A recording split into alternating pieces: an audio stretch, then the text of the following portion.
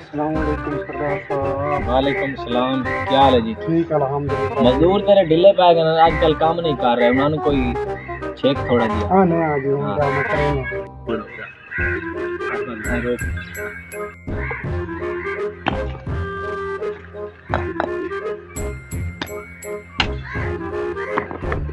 ओए हम क्यों नहीं करेंगे सरदार साहब? मैं आगे क्या जल्दी काम क्या सर्दी है लोई की लोई लोई काम कर जल्दी। हाँ होने दी खबर लेना सारी दीवार में खट्टू झाल गया तो काम भी नहीं करेंगे।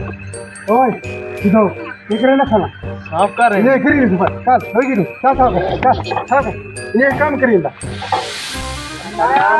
क्या तो लेना मुंशी भी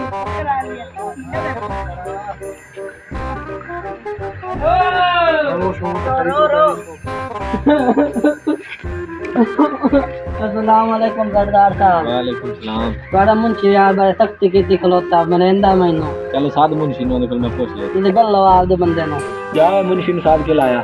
नियम नहीं होने। अस्सलाम वालेकुम सलाम। कौन सरदार साहब से दिन में पानी दे? चल आ रहे हैं मैं। आ जाओ आ जाओ आ जाओ आ जाओ आ जाओ।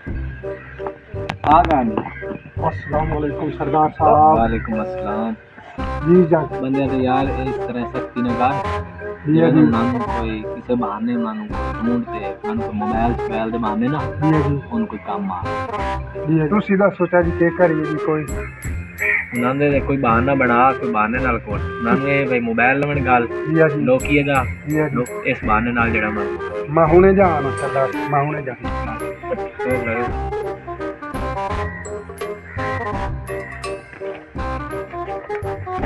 उठो क्या कर रहे हैं? सरदार दा हुक्म है जा मोबाइल लाया चल जल्दी कर अच्छा जी मैं होने दिया जल्दी जा जा जल्दी।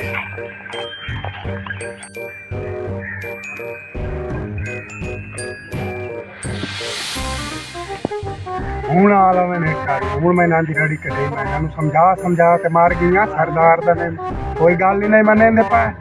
अस्सलाम वालेकुम मुंशी साहब। वालेकुम सलाम। हेलो तुम्हारे मोबाइल आंदा जी क्या बस हाँ दो मोबाइल किथे तो नोकी दा क्यू वाला मोबाइल किथे अरे दो आई आ गया माए ने एक मोबाइल आसी दो लगा मोने बहाने ना कुटना पन।